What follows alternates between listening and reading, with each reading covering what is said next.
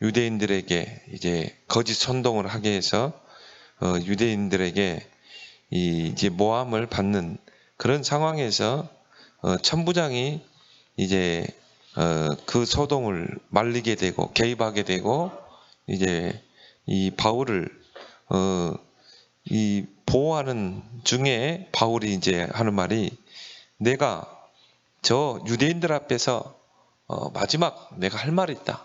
그리고 이제 오늘 그 유대인들 앞에서 자신을 죽이려고 이를 갈고 있는 유대인들 앞에서 복음을 설명하는 장면이 오늘 22장에 보면 나옵니다. 이번 주간에 RTS 개강이 오늘 이렇게 있었습니다. 그래서 1강, 2강 우리 RTS는 렘넌트 신학 연구원입니다. 그래서 앞으로 이제 237 치유 서밋 살릴 그런 빈 곳 현장 살릴 목회자가 배출되는 정말 너무 중요한 그런 선지학교죠. 위에서 여러분들이 기도해 주시기 바랍니다. 그래서 1강에서는 5천 종족의 증인이 되라.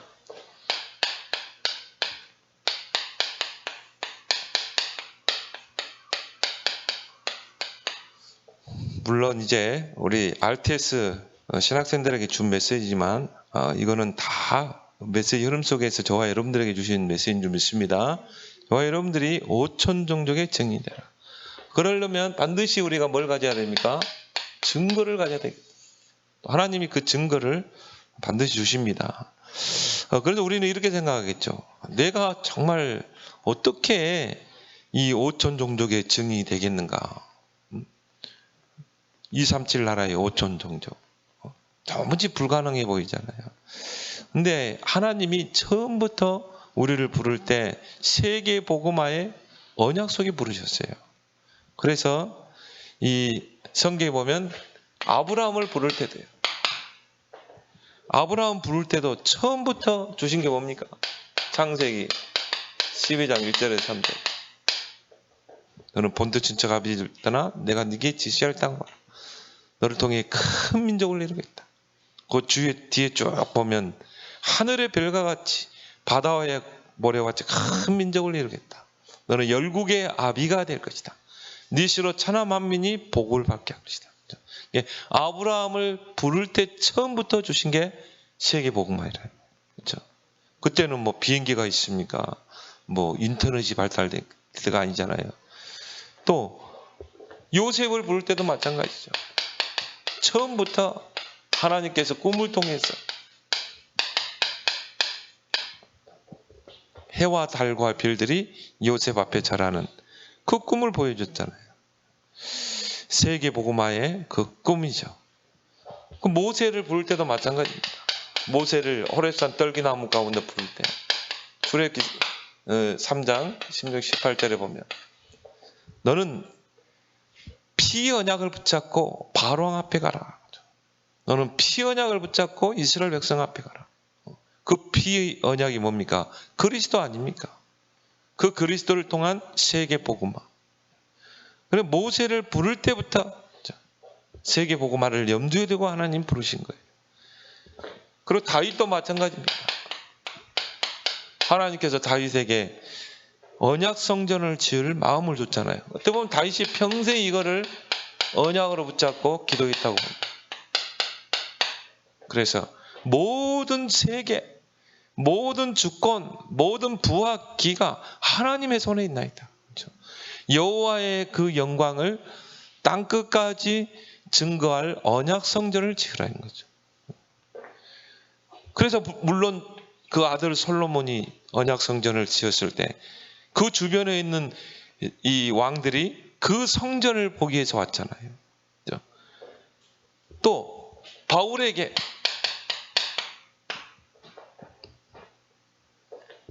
다메섹 도상에서 바울을 부를 때 이제 이방인의 사도, 너는 저 사람은 이스라엘 백성과 임금들과 백성들에게 복음을 전하게 해야 택한 그릇이라. 그렇죠? 이방 복음화, 세계 복음화를 가지고 부르셨다니까요. 예, 저와 여러분들을 이미 세계 복음화 연약 속에 부른 줄 믿습니다. 그래서 5천 종족이 나와 멀리 있는 게 아니라 이 말이에요. 여러분의 언약 안에 있어야 돼요. 그러면 여러분을 통해 반드시 이루게 돼 있어요. 그게 우리 후대를 통해서 이루는지. 아브라함이 붙잡은 언약이 이삭을 통해 야곱을 통해 4대 만에 요셉을 통해 이루어지잖아요. 그래서 여러분이 이 언약을 굳게 붙잡으면 돼요. 237 나라 5천 종족, 그걸 여러분이 품고 기도해라. 그래서 왜 우리는 5천 종족에 가서 이 복음을 전해야 되는가? 진짜 이것은 복음이 한 번도 들어가지 못한 땅이에요. 그래서 이 5천 종족은 뭔가 전쟁으로, 또 거기서 노예로 잡혀가고, 또 식민 지배를 당하고 착취당하고, 저는요 강대국이 그 약소국을 침략해가지고 뭐합니까? 결국은 그 사람들 잡아서 노예로 전 세계에 팔았잖아요. 그리고 뭡니까? 그 자원들을 다 착취해갖고 그런 짓을 했거든요. 그리고 뭡니까? 5천 종족은 가난해요. 질병에 시달리고 마약, 그게 5천 종족입니다. 그래서 이 5천 종족은 철저하게 노예 근성, 그리고 피해 근성이 있다 이 말. 아까 우리 흑인 청년이 지나가니까 우리 사모님이 237 간다 그랬는데, 그렇죠. 그 5천 종족으로 봐야 된다 이 말이에요. 뭔가 모르는 노예 근성. 제가 필리핀 가보면은 딱 보면 이건 노예 근성이 많아요. 필리핀이 이 스페인의 지배 아래 있었고요. 그리고 또 일본이 또 침략하고, 그리고 또 보니까 미국에 또 그 주둔해 있었고, 그러니까 이 필리핀 사람들의 그 마음 속에는 뭐가 있냐면 노예 근성이 있어요. 뭔가 이 얻어먹으려고 하는 그런 근성들이 많이 있어요. 그래서 우리가 이런 대로 이제 우리의 모든 방향을 맞추고, 앞으로는 이런 쪽으로 모든 방향이 맞춰질 것입니다. 그래서 여러분이 이 5천 종족을 정말 마음에 담길 바랍니다. 그래서 여러분이 5천 종족을 마음에 담고 기도하는 것이 여러분이 증인으로 선 것이다. 그래서 하나님은 이 5천 종족을 정말 가슴에 담고 기도하는 자에게 뭘 주세요? 증거를 주시거든요. 그래서 증거의 시작은 뭔가? 속지 마라. 환경에 속지 말고, 사람 때문에 속지 말고. 그래서 우리는 사람의 말에 귀를 기울이면 안 돼요. 하나님의 음성에 귀를 기울여야지. 그래서요, 속지 말고 우리에게 주신 확실한 언약을 붙잡으라.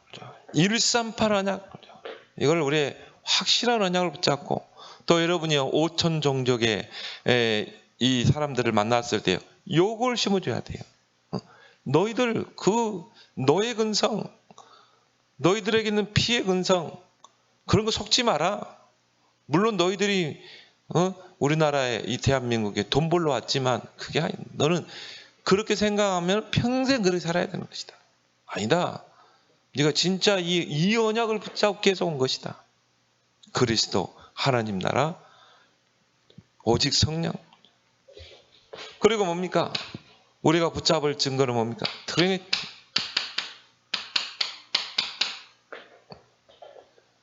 이게 우리의 뭐가 돼요? 우리의 배경이 돼야 되죠. 성삼위 하나님이 우리와 함께 하신다. 성부 하나님은 말씀으로, 성자 예수님은 지금도 3저주를 물리치시고 구원사역, 성령은 지금도 능력으로. 이제 요걸 이해하는 5천 종족 한 명이 나오면 그 나라가 살아난다니까요. 그래서 우리나라에 온 선교사들이 이 가장 큰 공헌이 이 학교를 짓고 병원을 짓고 그리고 선교를 했지만은 똑똑한 인재들을 이 영국으로, 미국으로 데려갔다니까요. 그래서 어땠습니까? 거기서 이 공부를 시키고 신학을 시켜서, 그래서 이 조선 땅을 살리도록 한 거 아닙니까? 그러니까 이거를 깨닫는 한 명만 나와버리면 그 종족, 그 나라가 살게 되는 것입니다. 이걸 보고 여러분들이 증인의 축복을 누려라. 그리고 눈에 보이지 않는 이 보좌의 축복. 하나님이 기도할 때 천군 천사를 동원시키잖아요. 이거를 이해하고 누릴 수 있는 그 안에 신분과 그 안에 있는 신분, 그 안에 있는 권세, 시공간을 초월하는 권세, 이거를 정말 누릴 수 있는, 이 5가지를 누리는 사람이 있으면 그 나라를 살리게 돼요. 그 한 사람. 마찬가지로 여러분이 이 5가지를 정말 기도로 사실적으로 누리게 되면 여러분이 지역을 살리고 가정을 살리게 될 줄 믿습니다. 이게 모든 것이 시작이에요. 그리고 뭡니까? 이 증거의 과정, 이 증거의 과정에서 우리가 꼭 찾아야 할 것이 있어요.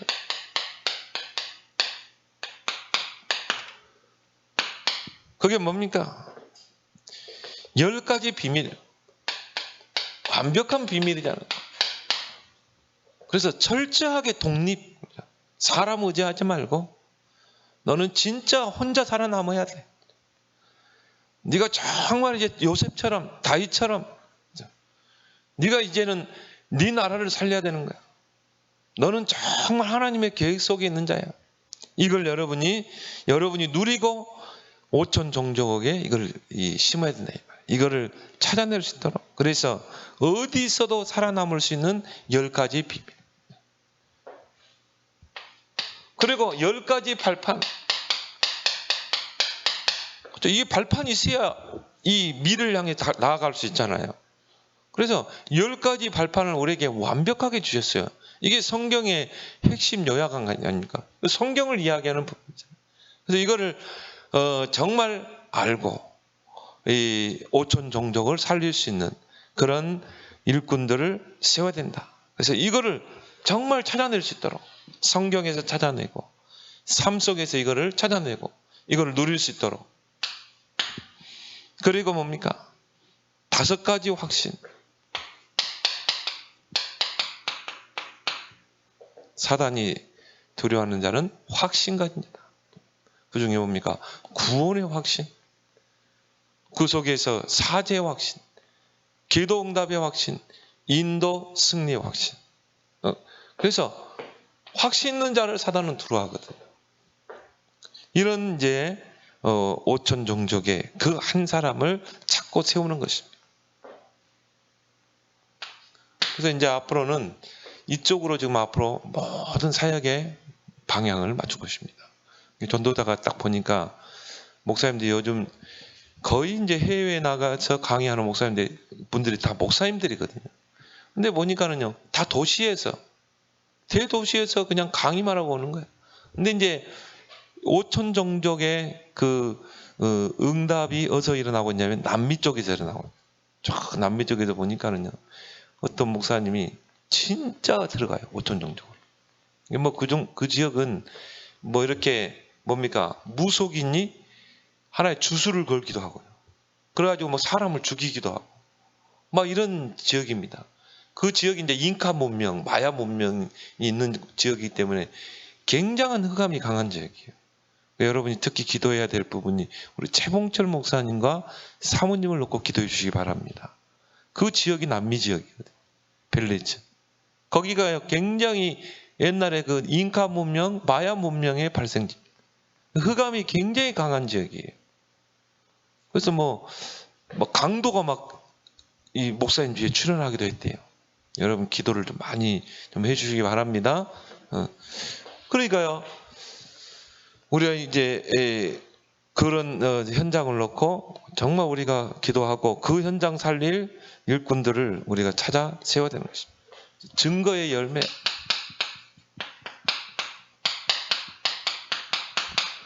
그리고 지금 남미 쪽에 어느 한 목사님이면 그 5천 종족 아무도 가지 않는 그 지역에서 가서 이 지금 선교의 큰 문을 열고 있어요. 큰 문을 열고 있습니다. 그래서 이제 거기에서 이제 우리 전도자가 보시고, 이거 다른 지역에는 다 도시에서만 하고 이건 아니다. 이제는 구체적으로 5천 종족으로 들어가서 살리는 그 사역을 해야 된다. 이제 우리의 사역의 방향을 분명히 계속 나오죠, 메시지. 5천 종족. 그럼 우리가 거기에 대한 이제 같은 가슴을 가지고 있어야 한다는 것입니다. 그래서 이제 우리 카자흐스탄의 문성 선교사님한테 제가 가면 항상 하는 말이 있거든요. 선교사님, 여기 뭐 돈 많이 들여와서 강의만 오고 가면 이거 아무 내가 도움이 안 된다. 일주일 동안 사역을 하면은 뭐 일주일 가지고 부족하다. 2주 동안 이제는 카자흐스탄 얼마나 넓냐? 이제는 들어가야 된다. 여기 뭐 고려인들 뭐 오랫동안 살았지. 거기서 태어나고. 그리고 뭐 러시아어, 카자흐스탄어, 또 한국말 잘하지. 데리고 이제 들어가야 된다. 카자흐스탄의 이제 시골 종교계로 들어가야 된다.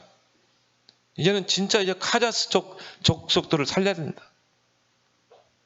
그걸 계속 이야기했거든요. 갈 때마다.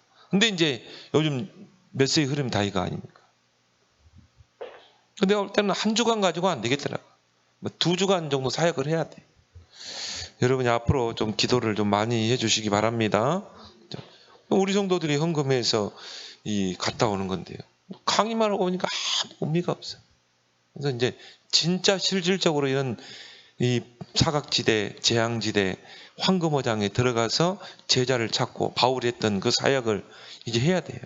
그걸 위해 여러분이 앞으로 이런 증거의 열매가 나타나도록. 그렇죠? 그게 집중이다. 어느 정도 집중해야 되는가? 답이 나올 때까지 집중해야 됩니다. 그래서 9가지 흐름, 이걸 가지고 이제 뭡니까? 모든 흐름을 바꿔라. 이제 이걸 딱 언약으로 붙잡고 이제 그 사람이 들어가면 어떻게 돼요? 그 5천 종족이 들어가서 흐름을 다 바꿔버리는 거예요. 지역의 문화, 모든 것을 다 바꿔버리는 거예요. 그리고 62가지 삶, 완벽한 삶이잖아요. 너무 잘 정리된. 그래서 이걸 가지고 이제는 뭡니까? 다 살려내는 것입니다. 그리고 이 교회가 얼마나 중요한가? 그래서 내 교회를 내가 세우겠다고 그랬잖아요. 이제 이 언약을 붙잡은 5천 종족이 한 사람이 들어가서 진짜 교회를 세우는 것입니다. 그렇게 해서 재생산을 이뤄내야 돼요. 그래서 교회는 뭐냐? 보호자의 그림자다. 그래서 광야길 가는 이스라엘 백성에게 뭘 만들라고 했습니까? 성막을 만들어. 이게 보호자의 그림자거든요. 왜요? 그 성막 안에는요 7가지 언약이 있잖아요. 계속 나오잖아요. 이게 바로 이제 교회의 축복이거든.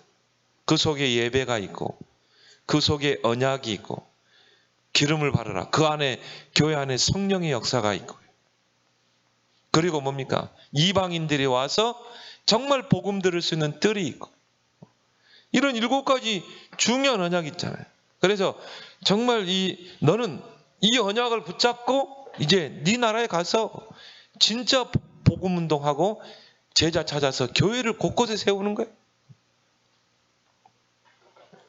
이게 이제 오늘 RTS 1강이죠.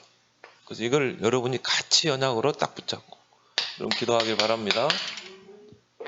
2강은 뭡니까? 5천 종족에 전달해라. 이제 이런 중요한 인물들을 만났을 때 우리가 이제 중요한 것을 전달해야죠. 말씀의 흐름. 말씀의 흐름을 따라갈 수 있도록. 말씀의 흐름을 전달할 수 있도록. 그래서 이 개인의 흐름을 바꿔줘야 된다. 1번. 뭔가 모르는 12가지 그 흐름을 딱 가지고 살아갔다. 그래서 이 개인의 흐름을 바꿔주는 사역. 그래서 이걸 가지고 이제 가서 전달할 때 이런 흐름이 바꿔지고요. 현장의 흐름. 이 한 사람을 통해서 현장의 모든 흐름이 바뀌고 그리고 뭡니까? 시대의 흐름이 바뀌고 정말 이 강대국에 시달리다 그런 뭔가 피해의식, 노예근성 이런 것들을 흐름을 다 바꿔줘야 돼요. 이런 인물들을 우리가 이제는 한 명이라도 찾아 세우는 그 사역에 여러분은 이제 뭡니까? 기도로 선교하는, 또 선교 헌금으로 여러분이 선교하는 여러분 되길 바랍니다. 여러분이 진짜 기도하세요. 한 2, 3, 7, 5천 정도 살릴 수 있는 나에게 선교 기업을 허락해 주세요. 선교 하나님의 산업을 내게 허락해 달라. 그러면서 뭡니까? 이 기도의 흐름으로 모든 걸 바꿀 수 있도록. 그래서 응답의 전과 이후가 똑같아야 돼요. 응답의 전후. 뭐 우리는요 막 기도하다가야 응답 안 되면 낙심하고, 응답 되면 뭔가 들뜨고 그러잖아요.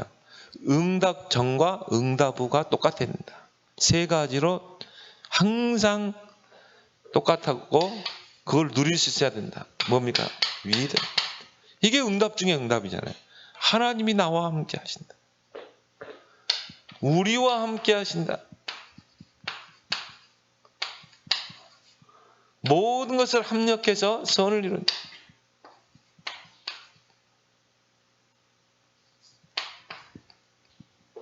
모든 것을 합력해서 선을 이루신다.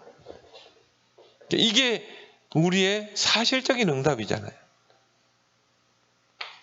그래서 이 응답을 잘 분별할 수 있어야 돼요. 그래서 기도는 이 뭡니까? 반드시 찾아야 하는 열쇠다. 기도로 반드시 찾아야 할 열쇠가 있습니다.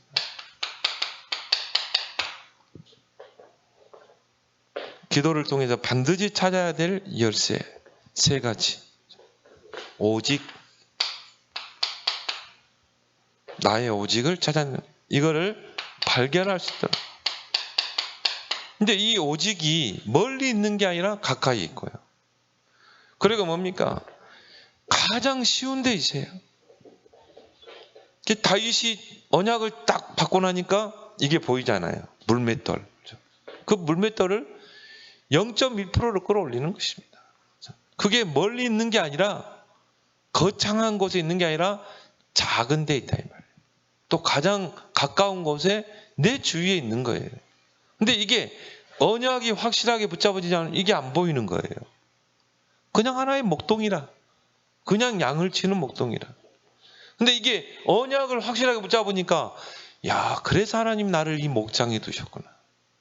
그래서 나를 이 보디발의 집에 노예로 가게 하셨구나. 그래서 최고의, 전도자 말처럼 최고의 총서부가 됐잖아요. 뭐 보디발이 보고 인정할 만큼. 이제 여러분이 진짜 이 언약을 붙잡으면 이게 딱 보일 겁니다. 5천 종족, 237, 치유 서밋. 이게 여러분의 진짜 언약이 되면 이게 딱 보이게 돼 있어요. 아, 그래. 이것 가지고 내가 이제 237, 5천 종족에 살리는 것에 도전하는 거예요. 그러면 뭡니까? 유일성의 응답이 오죠. 유일성의 응답이 올 때까지 기다려라. 서두르지 말고. 그럼 우리가 어떻게 하면 돼요? 거기에 최선을 다하고, 영적 서밋에 힘 가지고 최선을 다하면 되죠. 그러면 그걸 가지고 하나님이 어떻게 합니까? 재창조의 역사를, 이제 진짜 인생의 작품을 남기는 것입니다. 여기에 도전하게. 이것이 이 기도로 찾아야 할 열쇠다. 그렇죠? 여러분이 이거 찾으면 끝나는 거예요. 렘넌트 7명이 이걸 찾아냈잖아요. 그러면서요, 이게 딱 만들면 이게 자연적으로 나오게 되죠. 오직 유일성, 재창조, 시스템. 이게 딱 여러분에게 만들어지는 것.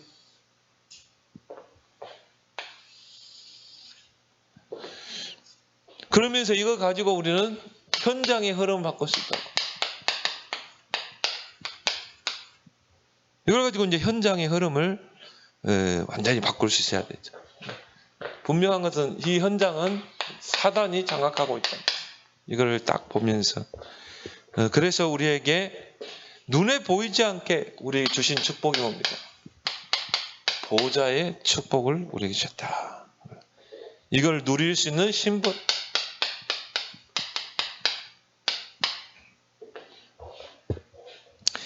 그리고 시공간을 초월하는 하나님의 역사. 하나님은 시간과 공간을 완전히 초월해서 역사하죠. 한편 공간에서도 여러분이 모든 것을 다 움직일 수 있어요. 그래서 이게 우리에게 주신 권세 아닙니다. 히스기야가 그 성전에서 기도하는데요. 그 기도하는 시간에 하나님이 천사를 보내서 어떻게 했습니까? 아수르 군사 18만이 송장이 되겠잖아요. 이게 시공간을 초월하는 하나님의 역사거든요. 그렇죠?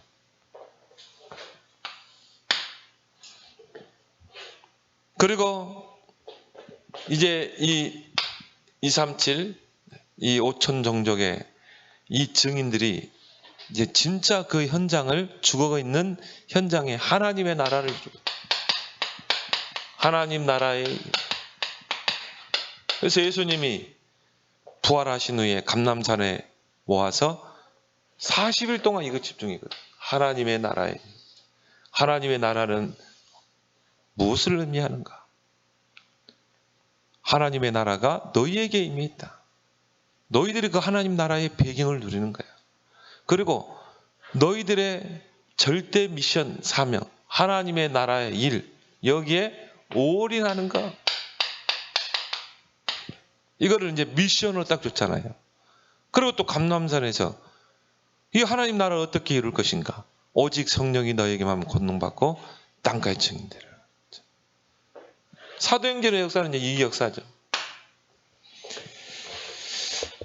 그래서 이 바울이 하나님 나라의 이 미션을 딱 붙잡고 간 곳이 어디입니까? 사도행전 13장. 무속 현장. 이 현장을요, 완전히 하나님 나라로 바꿔버렸잖아요. 이 복음 가지고 가면 특히 5천 종족에는요, 이런 흑암이 가장 많습니다. 점술. 그래서 하나의 그 마을의 추장이 누구냐? 점쟁이에요. 무속인입니다. 그래, 얼마나 흑암이 강하겠어요. 근데요, 이 전도자 바울이 가서 복음 전하니까 흑암이 무너져 버리잖아요.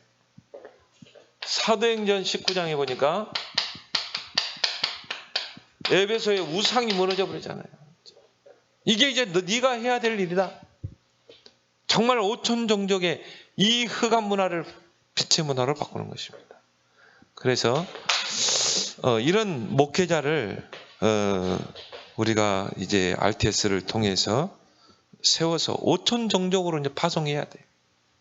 그래서 앞으로 이제 RTS 출신들은 무조건 나갈 겁니다. 다 5천 종족으로.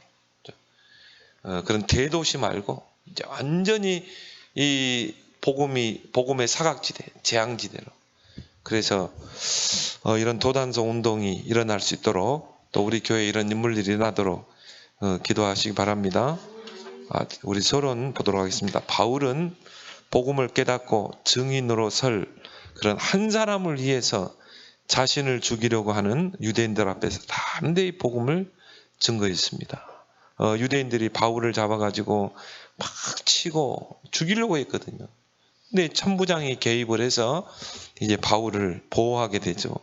그래서 이제 감옥에 딱 가두려고 하는데 감옥에 가둬놓고 이제 이 사건을 수사하려고 합니다. 근데 바울이요, 거기서 이 천부장에게 내가 저 유대인들에게 정말 꼭 전달해야 될 메시지가 있다. 자신을 죽이려고 했던 그 유대인들 앞에서 내가 복음을 전해야 되겠다는 거예요. 왜?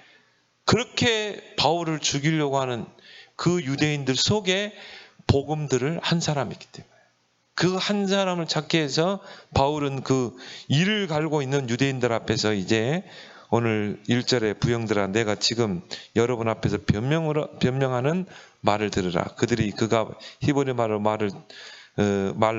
말할 을 듣고 말함을 듣고 더욱 조용한지라. 이제 유대인들 앞에서 히브리 말로 이 복음을 증가하고 있습니다. 그래서 이 그리스도에 대한 발견, 바울이 이 원래는 누굽니까? 정말 복음의 핍박자요. 그리고 이 교회를 잡멸하는 일에 이 앞장섰던 그런 인물이었는데 그리스도를 발견하게 된 거죠. 이걸 이제 설명한 부분이죠. 오늘 우리 읽었던 본문에. 그래서 믿기 전 바울의 일이요. 예수 그리스도를 만나기 전에, 예수 그리스도를 믿기 전에 바울은 어떤 사람이었는가? 히브리인, 또 길리기아 다소 출생이죠. 히브리인이면서도 길리기아 다소에서 출생을 했다 이 말이에요. 그래서 이 길리기아 다소는 학문과 철학의 도시입니다. 그래서 이 바울의 가문이 굉장히 이 명문 가문이었어요. 그리고 재력이 있는 가문입니다. 그래서 이 히브리인이 이 길리기아 다소 시민권, 로마 시민권을 얻으려면은 많은 돈이 필요했어요. 그리고 뭔가 그 조상 중에 그 로마에 공헌한 사람이 있어야 돼요. 이거는 쉽게 얻을 수 있는 부분이 아니죠. 그러면 이 바울의 가문은 뭔가 이 재력이 있는 그런 가문이었다고 보면 되죠. 그래서 히브리인이면서도 길리기아 다소 출생이다. 그리고 뭡니까? 가말리알 문화생. 유대인들이 최고의 스승으로 보는 그 가말리엘 랍비 밑에서 공부를 하게 된 것입니다. 그리고 바울은 뭐라고 그러죠? 자신을 율법학자라고 그러죠. 그래서 이 3절에 보니까 나는 유대인으로 길리기아 다소에서 났고 이 성에서 자란다. 그럼 얼마나 이게 세상 철학과 학문에 깊은 조예가 있었겠죠.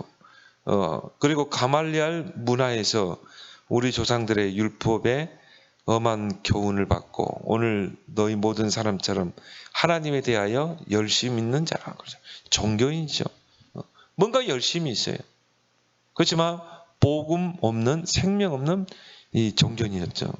그래서 이 자기의 의, 하나님의 의가 아니라 자기의 의를 쌓았던 그런 인물이죠. 그러면서 오늘 4절 5절에 보니까 복음을 박해했던 인물입니다. 내가 이 도를 박해하여, 무슨 도입니까? 이 십자가의 도죠. 바로 복음을 박해하는 자였다 이 말이에요. 사람을 죽이기까지 하고, 바울이 아마 이 혈기가 왕성해서 이 교인들을 좀 많이 죽였는 것 같아요. 보니까 바울이 그런 고백하죠. 사람을 죽이기까지 하고 남녀를 결박하여 옥에 가두고 거기에 앞장서고 또 이에 대제사장들과 모든 장로들이 내 증인이라. 또 내가 그들에게서 다메섹 형제들에게 가는 공문을 받아가지고 거기 있는 자들도 결박하여 예루살렘으로 끌어다가 형벌받게 하려고 하더니 자기가요 앞장서가지고 저 다메섹에 있는 기독교인들을 다 잡아들이겠습니다. 잡아가지고 내가 포박해가지고 형벌받게 해서 내 예루살렘을 데려오겠습니다. 교회를 내가 다 불사르겠습니다. 뭐 얼마나 복음을 대적했던 인물인지 몰라요. 그 누구도 바울이 이 그리스도의 제자로 전도자로 바뀔 줄 아무도 상상을 못하겠죠. 여러분 주변에 대해 정말 복음의 이 박해자요, 복음을 조롱하는 핍박자가 있다면요, 오히려 그런 사람들 더 주시해서 봐야 돼요. 하나님이 그 사람은 언제 꺾을지 모르거든요. 제2의 바울과 같은 사람이 여러분 주변에 있을 수도 있다 이 말이에요. 그래서 우리는 어떻게 합니까? 계속 영적 싸움을 싸우면서 관계 전도, 이게 중요한 거죠. 300리스트 명단을 기록해서 그 영혼들을 관리하면서 기도하면서 계속 복음으로 접근하는 것입니다. 그러면 그 중에 그 옥토가 길가밭에 있는 거예요. 그래서 마태복음 13장에 예수님이 씨 뿌리는 비유를 했잖아요. 그 길가밭 속에 옥토가 있다니까요. 그래서 여러분이 복음에 대해서 부정적으로 핍박하는 자가 오히려 더 하나님의 계획이 있을 수 있어요.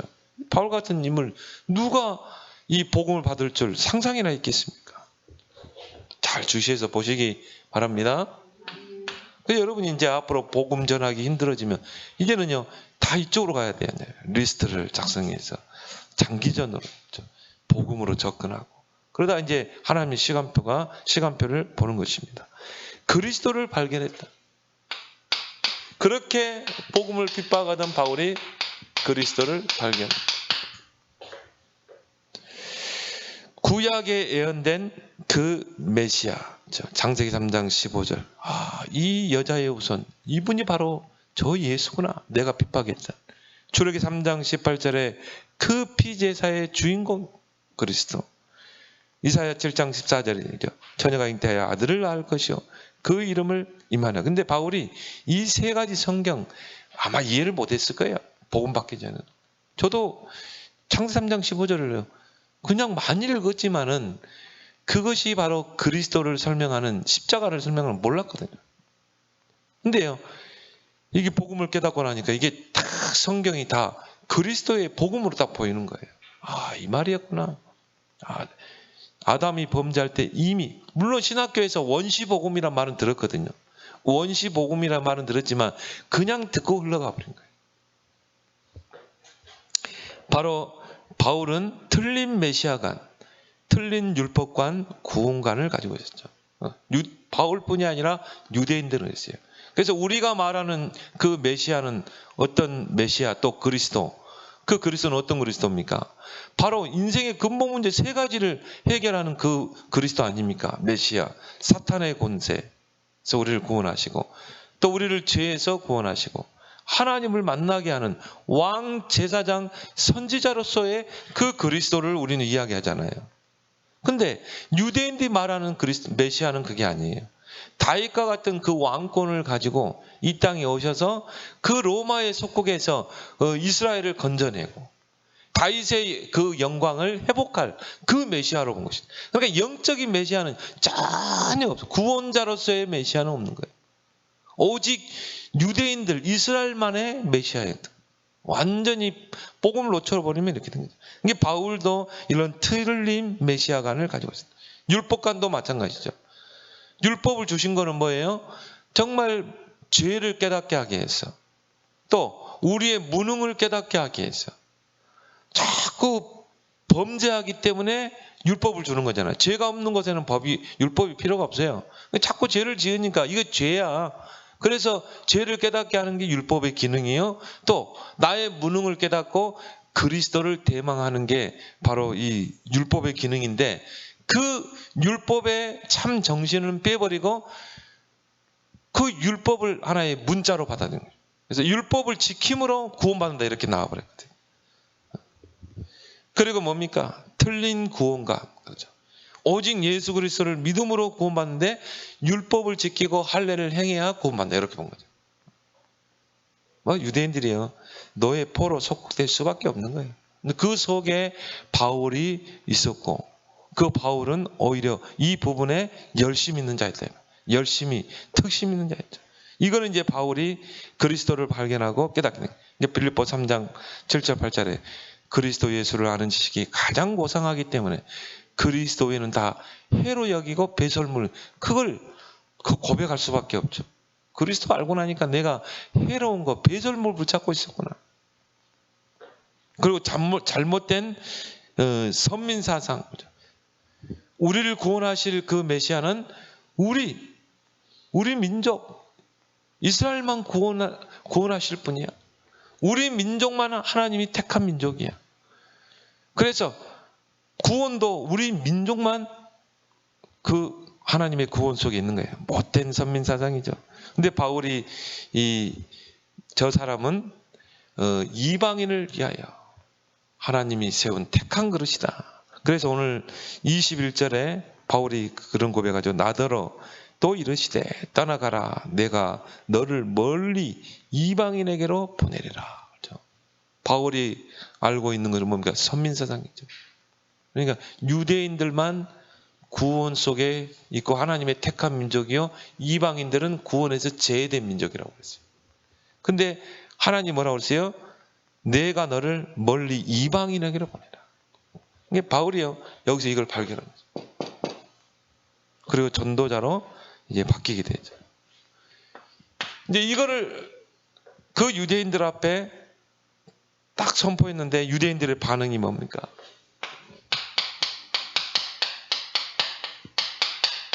거기서 죄를 자복하고 회개한 게 아니라 폭동을 일으키게 되죠. 그래서 오늘 22절, 23절에 이 말하는 것까지 그들이 듣다가 소리 질러야 돼. 왜?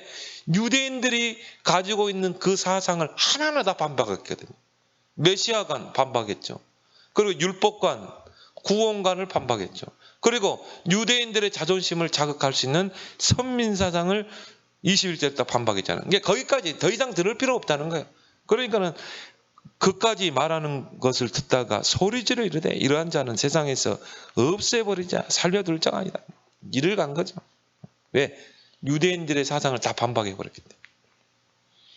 떠들며 옷을 벗어 던지고 이제 막 팁글을 공중에 날리니 이 천부장이 보니까요, 이거 저러다 바울이 죽게 된 거거든요. 그래서 바울을 영내로 데려가라 명하고 그들이 무슨 일로 그에 대하여 떠드는지 알고자 하여 책찍질하고 신문하라 한대. 바울을 어떻게 보면 보호하였죠. 천부장의 신문. 그때 이제 바울이 로마 시민권을 이제 내미게 됩니다. 그래서 25절에 가죽줄로 바울을 매니 책찍질하려고 이 바울을 가죽줄로 매니 바울이 곁에 서 있는 백부장더러 이르되 너희가 로마 시민 된 자를 죄도 정하지 아니하고 책찍질할 수 있느냐?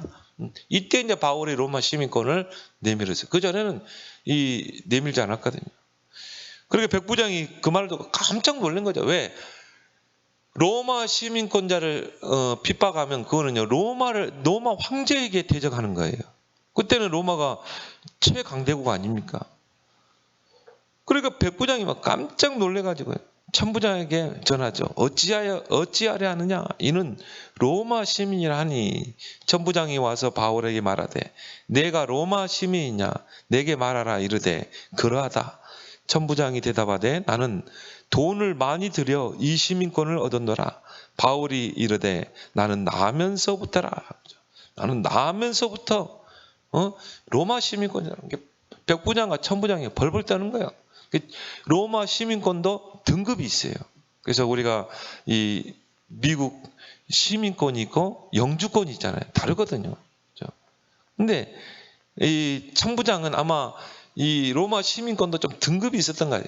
천부장은 돈을 많이 어떻게 해가지고 이 로마 시민권을 얻었고 이 바울의 가문은 뭔가 그 로마의 이 바울의 그 부친이든지 아니면 그 조상이 로마에 큰 공헌을 했던 거예요. 그걸 통해서 이제 출생하면서부터 로마 시민권을 가지게 된 거죠. 그러니까 이 등급이 다르죠. 그래서 오늘 여기 29절에 신문하려던 사람들이 곧 그에게서 물러가고 천부장도 그가 로마 시민인 줄 알고 또 결박한 것 때문에 두려워하니라. 그렇죠? 바울은 로마 시민권 중에서도 등급이 높은 그런 시민권입니다. 이게 두려워했다는 것이 오늘 나오게 됐죠. 그래서 결국 이제 바울은 로마 가이사 앞에 항소를 해야 되니까요. 그렇죠? 로마 시민은 죄를 지으면 로마에 가서 로마 황제 앞에 항소를 해야 되거든요. 거기서 재판을 받아야지. 유대인들이 재판을 못 하게 돼 있어요. 로마 시민권을 함부로 판결하지 않고 죽이는 것은 그건 큰 로마의 죄를 범하는 것이 되는 것입니다. 그래서 이 그리스도를 만난 후 신앙 고백.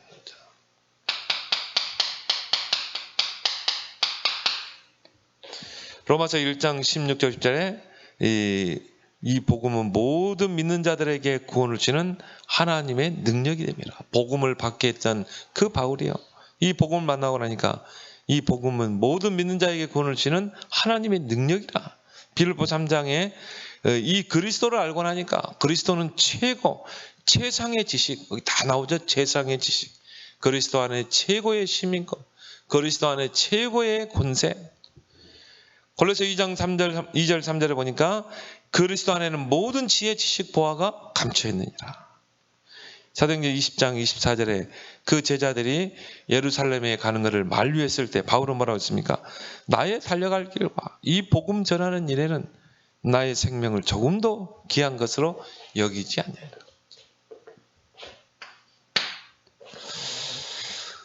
그래서 이 바울이 유대인들 앞에서 정말 이 자기 인생을 간증했어요. 자기 인생을 쭉 간증을 하면서 나는 예수 믿기 전에 이런 사람이야. 그런데 내가 예수 그리스도를 이렇게 만나게 됐어. 그러면서 누구를 증거합니까? 그리스도를 증거하죠. 그래서 여러분이 정말 인생의 스토리를 한번 만들어 보세요. 이 바울과 같이. 그래서 진솔한 간증, 보탬이 없는 뭔가 거품 있는 그런 간증이 아니라 진솔한 간증. 간증은 상대의 마음을 여는 그런 열쇠가 됩니다. 그래서 예수 믿기 전 나는 어떤 존재였는가? 예수 믿고 난 후에 나는 어떻게 변화됐는가? 이걸 여러분이 진솔한 간증을 할 수 있도록. 이거는 상대의 마음을 열 수 있는 그런 큰 문이 됩니다. 뭐 여러분들이요, 막 예수 믿었더니 뭐 병이 낫고 거기에 너무 중점을 두면 안 돼. 예수 믿었더니 뭐 부자가 되고 그러면요 오히려 지성인들은 더 엘리트들은 고개를 돌리게 돼. 그런 간증이 아니라 오늘 바울이 했던 간증 있잖아요. 내가 예수 믿기 전에 이렇게 형편없는 사람이었어요. 근데 그리스도를 다메섹에서 만난 거예요. 그리고 나를 이방인의 사도로. 그러니까 어때 보면은 진솔한 간증이었지만 유대인들의 그 가슴팍을 막 찌르는 그런 이 간증이었거든요. 그러니까 이제 찔림을 받으니까 유대인들이 복음을 듣고 찔림을 받았거든요. 왜? 자기들이 예수를 십자가에 못 박으라고 외쳤잖아요. 그리고 교회를 핍박했잖아요. 이게 찔림을 받으니까 이 발악을 하는 것입니다. 그래서 여러분이 이게 바울은 그럼 왜 복음을 유대인들이 받아들이지 않을 줄 알면서도 했는가? 그 속에 하나님이 예비된 자, 그 속에 숨은 제자를 찾아내기 위해서. 그래서 여러분의 이걸 한번 쫙 만들어 보라요. 근데 우리가 이 80년, 90년 뭐 기도 운동 많이 했잖아요. 그때 우리가 뭐 기도원에 가서 이 강사들의 그 간증을 들었잖아요. 지금 보면요, 야, 참 유치한 그런 간증을 많이 들었던 것 같아요. 막 뭐 병이 났다는 뭐 그런 레퍼토리 아닙니까? 근데요, 얼마나 부풀리고 어떤 이 목사님은요 위에서부터 밑에까지 다 흰색으로 막 해가지고 뭐 그럼 막 복 받아라, 주머니 준비해 막 이러고. 지금 보면 유치한 거죠. 그래서 여러분은 진솔한 간증은 상대의 마음을 열게 돼 있다. 그리고 그리스도를 드러내는, 나를 드러내면 안 돼요. 그런 간증은요 이 사단이 이용할 수 있습니다. 그리고 부풀리게 돼 있어요. 그럼 여러분에게 있는 것들은 하나님이 주신 하나의 메시지인 줄 믿습니다. 나 자신이 복음 메시지예요. 그렇죠? 여러분만큼 좋은 복음 메시지가 없어요. 그래서 그리스도를 드러내는 그 간증, 그래서 가장 훌륭한 간증이다. 세 가지죠. 당연성. 내가 예수 믿기 전에 이렇게 무너졌고, 이렇게 형편없는 인간이었고, 이렇게 내 인생이 무너졌어. 당연한 거야. 왜? 하나님을 떠나 죄와 사단의 권세 아래 있기 때문에. 그리고 창세기 3장 아래 있었기 때문에. 당연하게 무너질 수밖에 없지. 그래서 예수 그리스도는 당연히 필요한 거고, 필연성. 에베소 2장 1절 3절. 불신자 상태 6가지. 이걸 이제 잘 설명해 줘야 되겠죠. 그래서 필연적인 거야, 그리스도는. 왜? 6가지 그 운명에서 벗어날 존재는 아무것도. 마귀에게 소속되어 있지. 마귀 자녀인데. 그리고 세상 풍속을 쫓을 수밖에 없고. 다 그게 귀신, 흑암을 불러들이는 거고. 그리고 영적 문제, 정신 문제, 육신의 문제, 죽어서 지옥 갈 수밖에 없습니다. 그 영적 문제 대물림 될 수밖에. 그래서 다른 이로서는 구원을 받을 수 없는 거야. 천하 사람 중에 다른 구원받을 이름, 예수 그리스도 외에는 다른 이름을 주시지 않죠. 절대성. 이게 간증의 핵심 내용이 됩니다. 그리스도를 드러낼 때. 하나님이 예비된 자를 붙이시죠. 여러분이 이런 인생의 스토리를 딱 만들어세요. 여러분 만나는 사람에게 진솔한 간증을 할 때, 특히 뭡니까? 그리스도를 드러내는 간증 할 때 하나님이 예비한 자를 붙일 줄 믿습니다. 그래서 사도행전 16장에 보니까 주의 영이 루디아의 마음을 여사 바울의 말을 청종하게 한지라. 바울의 복음을 듣도록 했다. 뭐 여러분이 이걸 딱 준비하면은 하나님이 여러분이 가는 발걸음 속에 또 여러분이 관계하고 있는 사람 중에 이런 예비된 사람을 시간표에 붙일 줄 믿습니다. 여러분이 항상 이걸, 그래서 성경에 보니까 베드로전서 3장 18절입니까? 너희 속에 있는 소망에 관하여 질문하는 자들에게 항상 대답할 것을 준비하라. 항상 그것만 한번 찾아봅시다.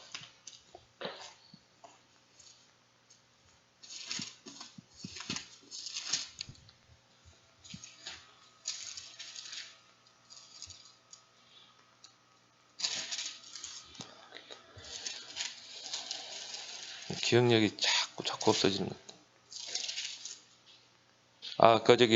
베드로전서 3장 15절. 베드로전서 3장 15절에 너희 마음에 그리스도를 주로 삼아 거룩하게 하고 너희 속에 있는 소망에 관한 이유를 묻는 자에게는 대답할 것을 항상 준비하되 원유와 두려움을 하고. 항상 준비해라. 인생 스토리를 여러분이 항상 준비해가지고요. 바울은 중요한 사람 만날 때 간증을 하잖아요.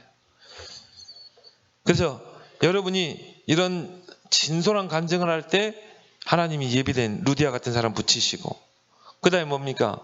구원 주기로 작정된 자, 또 영세전에 감춰진 그런 제자들을 붙일 줄 믿습니다. 이런 인생 스토리를 여러분 꼭 갖길 바랍니다. 오늘 주신 말씀부터